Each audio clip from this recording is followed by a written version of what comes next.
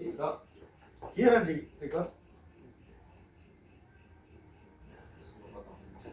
Assalamualaikum warahmatullahi wabarakatuh. Waalaikumsalam warahmatullahi wabarakatuh. Ya, gimana nih teman-teman kabarnya? Oke, sih. Jadi gini teman-teman, maksud dan tujuanku ngadain perkuliahan malam ini itu apa ya? Ini diberi tugas sama pimpinan kita ini itu temanya bebas, tapi aku mau ngasih tema itu agama. Ini menyangkut agama di mana aku mau ceritain sedikit kisah dari Abu Nawas yang kiranya bisa menjadi pembelajaran bagi kita. Ya, sebelumnya teman-teman ada tahu nggak Abu Nawas itu siapa? Pernah tahu detailnya.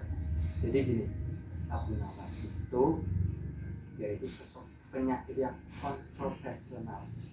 Ya, dia lahir di Baghdad pada tahun 755 sampai ya masih juga. Jadi dia itu ada kenapa dia disebut penyair yang kontroversial? Ya, karena dalam kehidupan dia itu sosok yang dikatakan apa ya, karena dia kehidupannya itu apa ya, banyak melakukan terus bikin apa puisi yang ini kenapa dia bikin puisi yang temanya itu memuja anggur dan kenikmatan dunia. Jadi banyak orang itu mengiranya dia itu fasik itu ahli maksiat. Bahkan ada orang yang menuduhnya sidik, sesat. Tapi itu semua adalah topeng, karena dalam itu karena karena dia itu dikiranya ahli maksiat, terus akhirnya pas kesah. Oke, kita menghighlight kisah ininya kisah meninggalnya dia kan memang udah gitu ya, memang brandingannya gitu ya teman-teman, brandingannya ahli maksiat, tapi di dalam kasusnya dia kan pas sekarang itu pas meninggalnya itu ada orang yang menemukan syairnya itu Al-Tirakah, yang intinya itu syairnya itu bagus banget teman-teman. Syairnya itu mengenai orang yang ahli kehidupan itu ahli neraka, tapi dia tidak mau dengan kejamnya neraka. Itu ditemukan, itu syairnya bagus banget. Akhirnya itu menjadi menjadi kabar yang baik dan akhirnya Allah itu akhirnya mengampuni dosa-dosa beliau karena syair Al-Tirakah itu. Jadi syairnya itu maksudnya itu kayak dia orangnya itu seringnya maksiat, tapi dia juga takut akan api neraka. Terus syair itu ditemukan di sakunya beliau, terus dibaca sama orang-orang yang di Baghdad. Terus Imam Syafi'i sampai dengar. Sebelumnya itu Imam Syafi'i itu ragu akan beliau karena stigmanya beliau itu emang benar-benar orang-orang yang ahli maksiat sih gimana pandangannya sebelah mata pada Pak. Tapi dengan adanya syair itu ada orang-orang itu pada dengan siap, dengan semangat akhirnya menyelami beliau, dan dengan syair itu juga akhirnya dia diampuni dosa-dosanya. Mungkin segitu dulu ya teman-teman dari perbincangan itu. Saya membuka sesi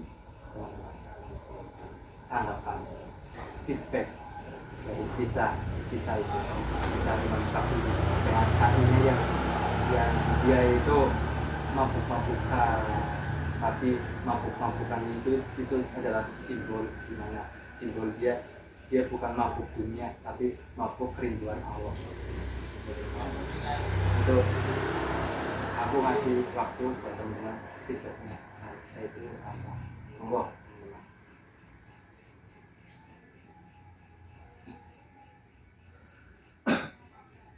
Nggak ada ini, nggak ada feedback.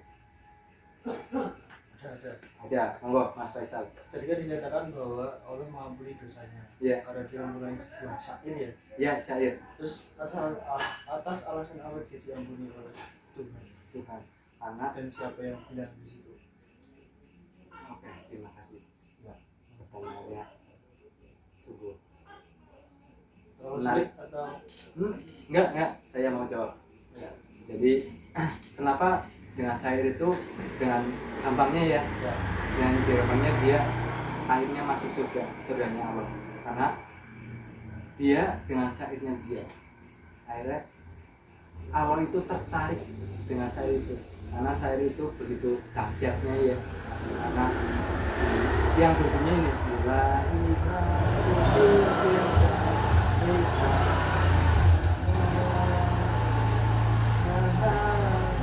ya gitu.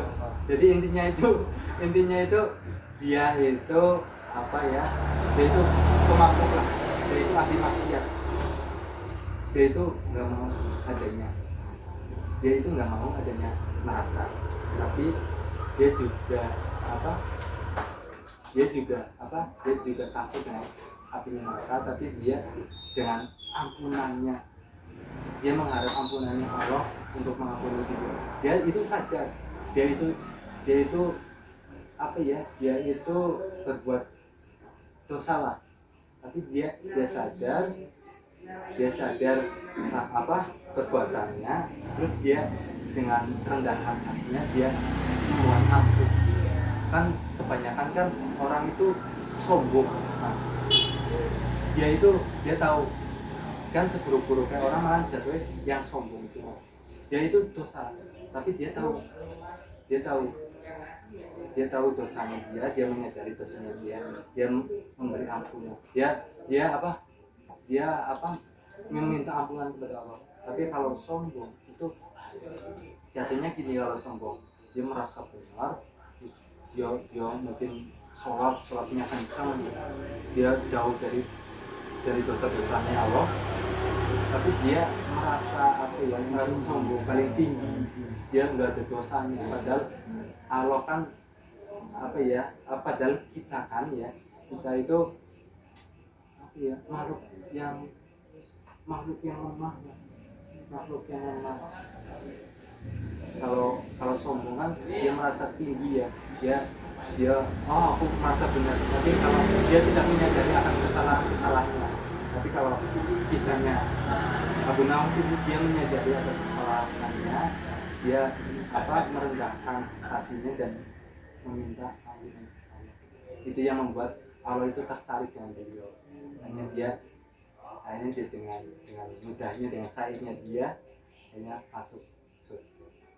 Mungkin jawaban ini membantu nggak?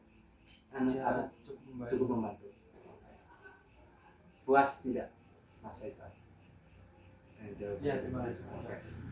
Ya, mungkin sesi perkuliahan malam ini selesai ya. Enggak, dari tanggapan teman-teman ada yang menanggapi lagi nggak? Sudah. Oke. Kita cukupkan sesi ini. Terima kasih teman-teman meluangkan waktunya. Ya, itu ya.